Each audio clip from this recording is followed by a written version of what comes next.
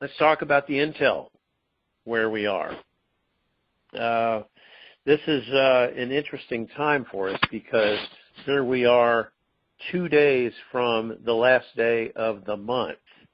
Now, we had heard, I'm going to say about a week ago maybe, that we had sort of and I don't like to use the term deadline or back wall, but it appears that we have had a deadline in place for us to get started, us, Tier 4B.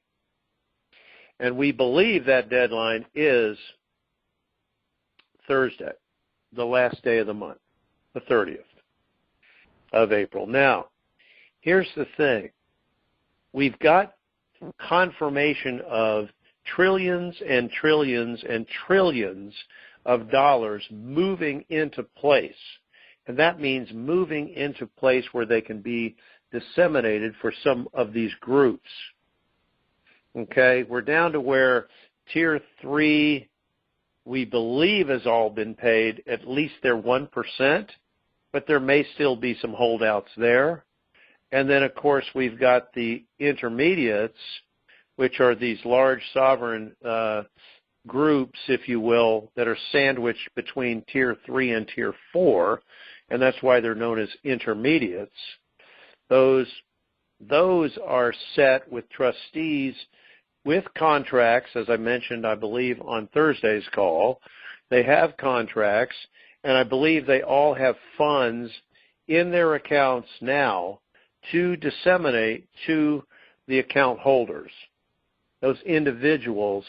That's where we are. Now, earlier today, and realize I know we have heard this for a while, but earlier today we got word that the intermediate groups would be funded overnight tonight. And that's pushing it. That is pushing it. But I know they know when the deadline is. I know they want to hit it.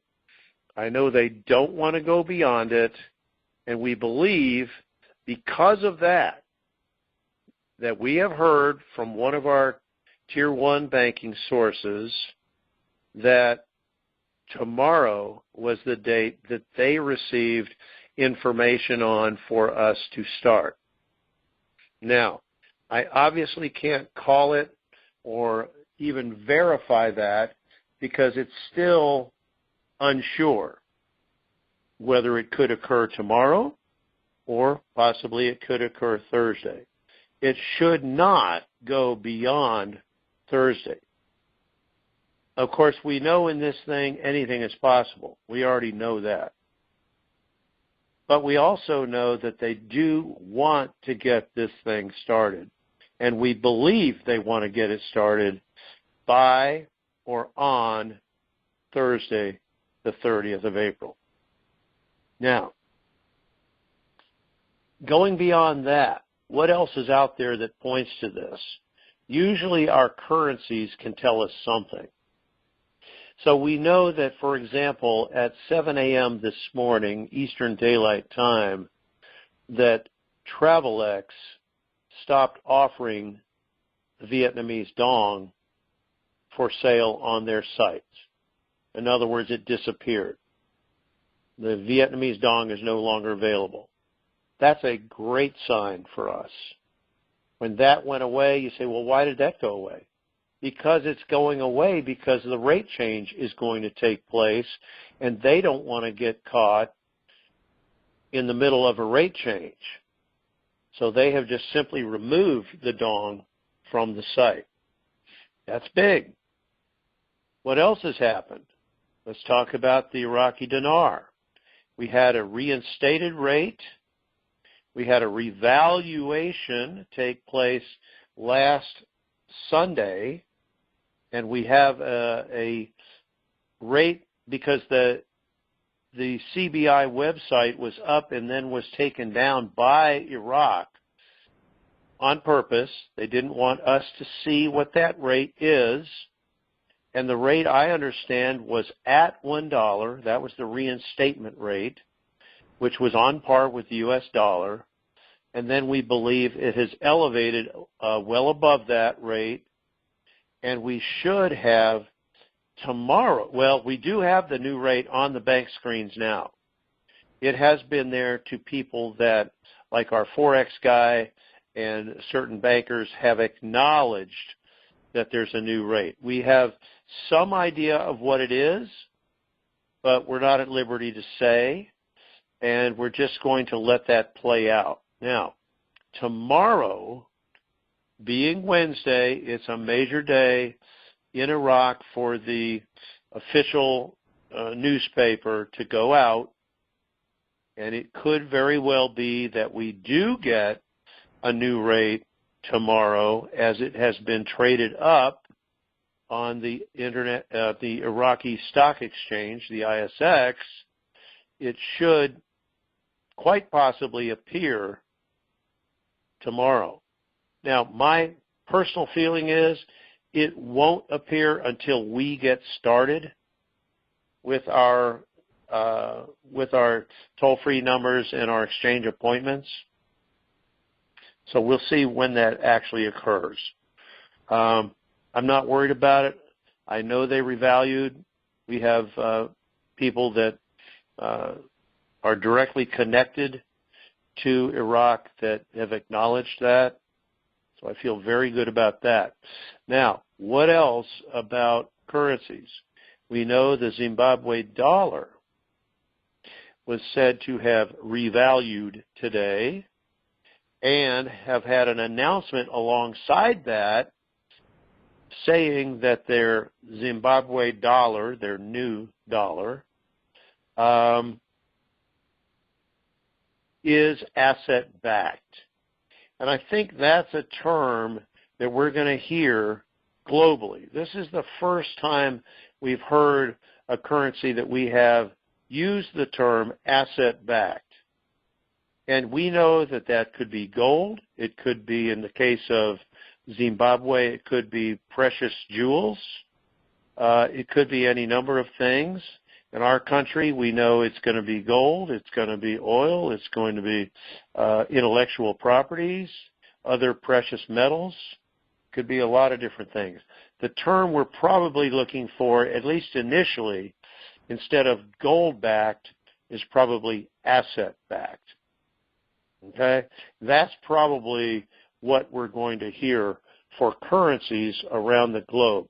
And even though we had a week ago Monday, that was a week ago yesterday, we had the so-called GCR, the global currency reset, initiated when the oil dropped and plummeted below $1, below zero, all the way down to minus $37 and change per barrel. That precipitated the release of the Heritage Trust funds to be put into circulation and to be sent out to the central banks globally where that needed to go. So we've got the Heritage funds, the global collateral accounts. We have the Rodriguez Trust, the St. Germain Trust. You know, there's quite a bit that has been just flooding, like I say, trillions and trillions and trillions of dollars. And today we heard the term so much quintillion dollars was moving into place and into the banks that need to have it to pay out these various funds. Prosperity packages are supposed to go out, I believe it's Thursday and Friday of this week. So not everything, every single thing may be paid before we start, but I believe we are on track to start either tomorrow or Thursday. As it is now, that's where it looks like. We know that things change. We've been pushed back a number of times as things are happening globally, but so far as of now, things are very positive for us for over the next 2 days. Let's say it that way. Now let's talk about something that's relevant to all of us that have Zim. There have been some things that have been put out that I've heard of, that people have told me about, and I've been read, whatever, about various aspects of our Zim redemption. But I'm here to tell you tonight that I have clarity on what that's going to look like for us.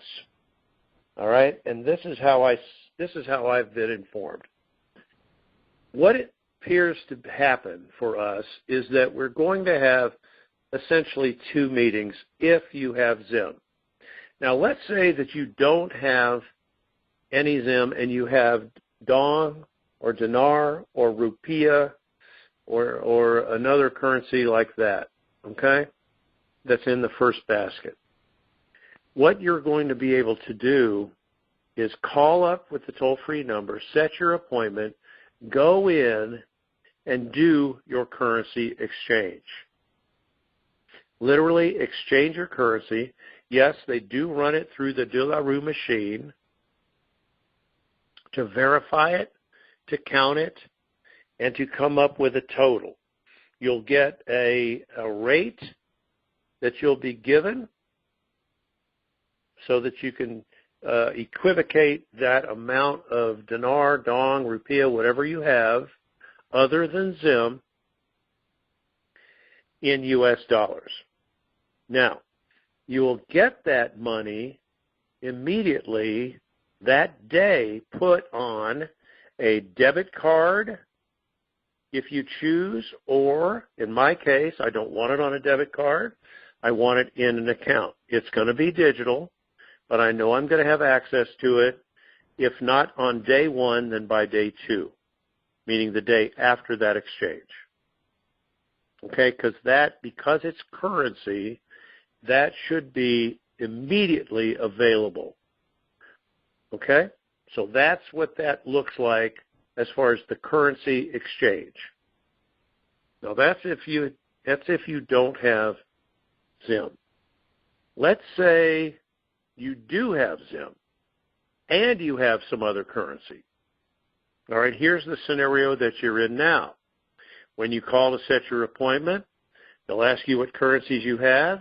You're going to let them know that you have those currencies and you also have Zim. Okay? Now, here's where it gets tricky. When you go in for your first meeting, you'll do the full exchange on your currencies like we just described, but they will ask you how much Zim you have. As I envision this, you're going to tell them, and they're going to ask you if they can run it through the De La Rue machine to verify it and to count it. And they will be picking up the serial numbers automatically by the De La Rue machine in the laptop computer when they run the Zim. But they will not be settling on a rate for that Zim at the first meeting. They're not even going to give you a default rate at the first meeting. What they will do is give you an advance on a debit credit card of from $1 million up to maybe as high as $25 million to hold you over on that until you come in to do your second Zim appointment. Now, all right, so let's do this. They want to get everybody on that first appointment that you set in and out in 25 to 30 minutes tops. In and out. There's not going to be time at that first appointment to talk about a Zim rate, to talk about a structured payout, to talk about a rate of interest that you would negotiate for that structured payout, and a number of other ancillary things besides maybe setting up an account or two. That's probably as far as you'll get setting up an account, maybe setting up an account in another bank. I'm planning on setting one account up in one bank for the currency, one account for the ZIM, which realize I might set that account up. I might not even set it up yet until I come back.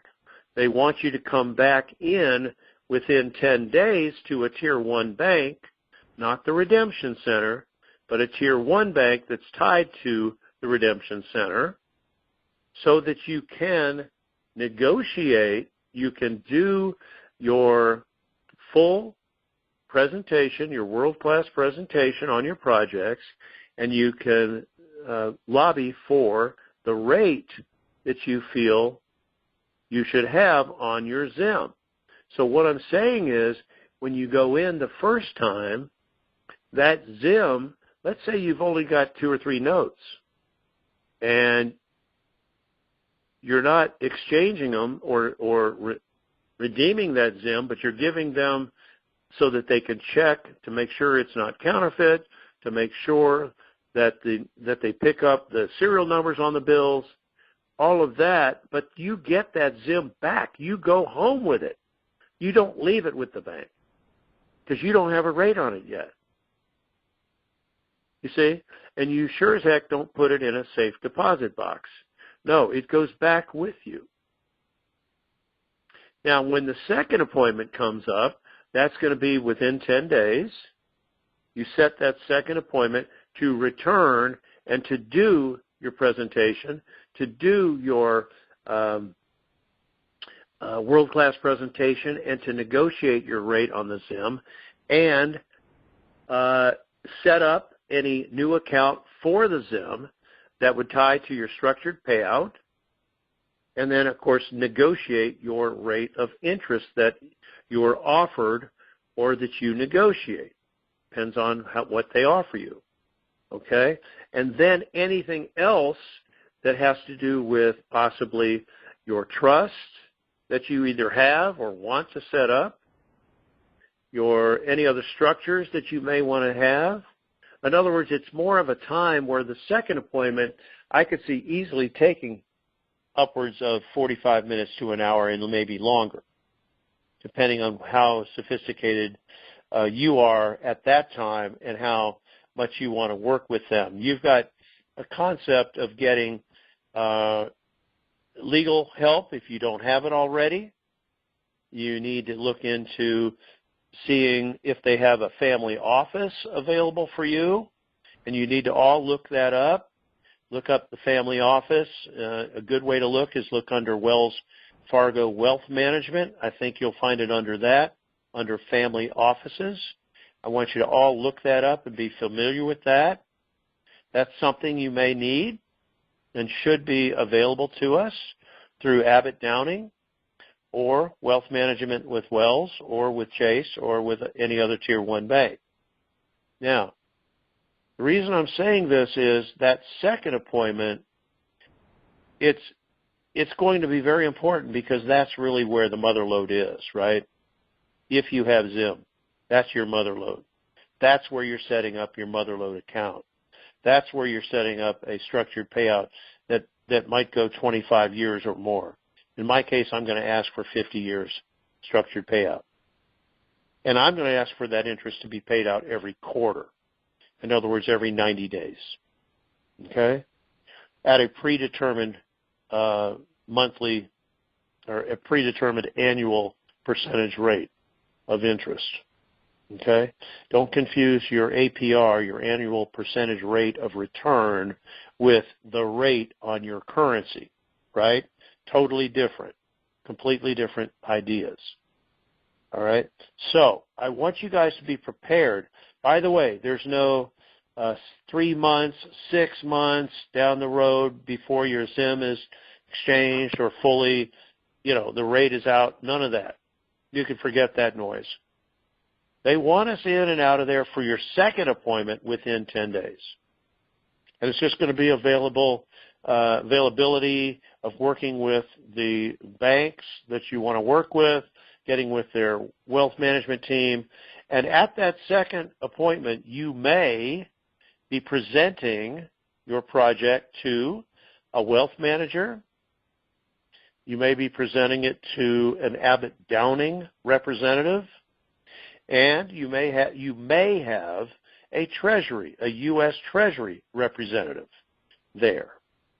You might have two of the three or all three. As you're presenting your projects, you're going to be scrutinized.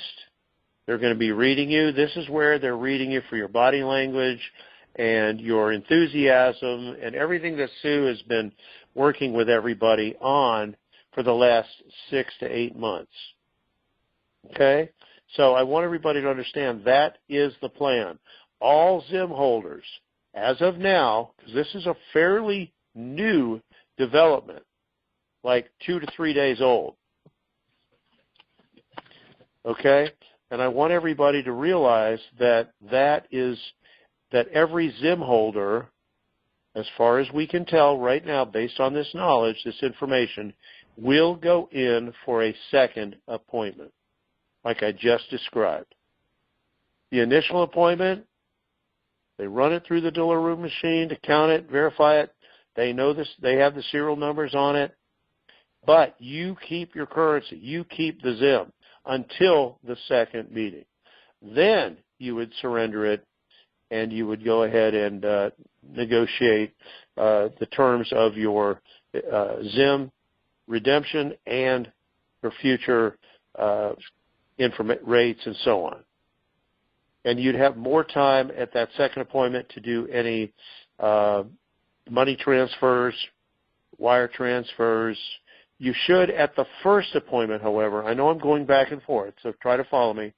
The first appointment, if you need proof of funds letters, you should have no trouble getting as many of those as you need. And remember, at the first appointment, you're keeping your Zim, but they're giving you an advance against that future appointment of $1 million to up to $25 million on a debit card so that you can go out of there and spend from day one.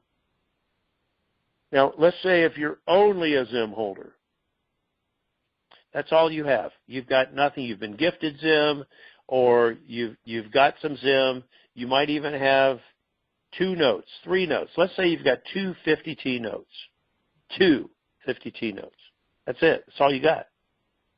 Still going to be a lot in the long run. You'll still go to the first appointment, let them run it through the dealer room machine, get some very basics done, and come back with your Zim and then go for that second appointment and do it there. Now, you'll have the debit card with 1 to up to 25 million on it when you leave. So you'll come away with something even though you still have your currency. Of course, you're going to have a promise to return. I think we can all figure that would be obvious. So that's the information I wanted to bring to you in terms of the exchange and redemption appointments. And I think this is accurate. We'll see if it all holds up. But this is what I received 2 days ago, and I was in shock a little bit like you guys might be now. But that's okay. It's all right. It's just a little different wrinkle on what it is we're going to do.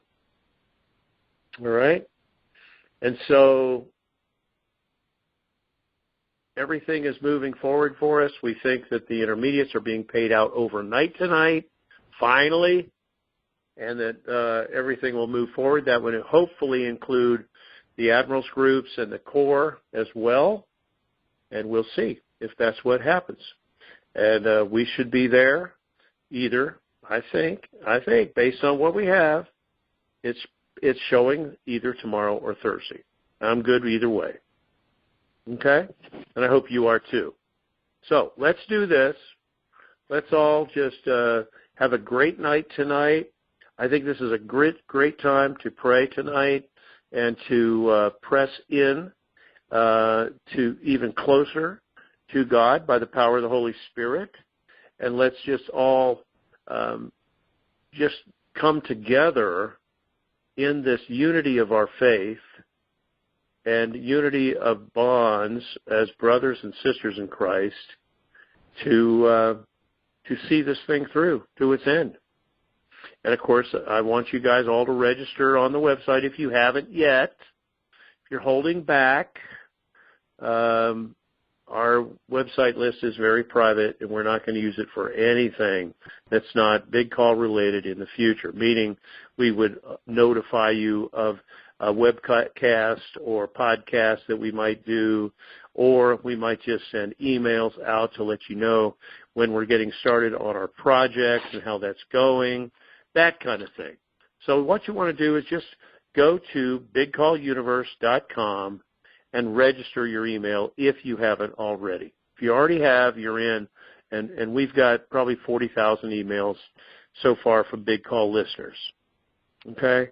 So I don't want you to be left out, because if this goes and we do no more calls, which we fully expect not to do any more calls, then we'll lose contact with you if you don't contact us. Okay? So go to the site and register. We will be in touch with you as far as future projects. I want everybody to enjoy this time as much as you can with the social distancing and the staying in place until all those things open up, and be very cautious, be very much aware of your surroundings and everything, and try to enjoy this as much as you can. And I really want everybody to be conscious of where tornadoes have hit recently, in the South primarily, but just wherever they've hit, if it's anywhere near where you live or you care about that particular area, that's an area that we want to look into for Rebuild America initially. That's where we start. We rebuild those communities, those neighborhoods, those towns that have been whacked by these spring tornadoes, okay? Then after that's done, we go on to further do the thing nationwide like we talked about, all right? Bob, thank you, my brother. Whenever you're ready.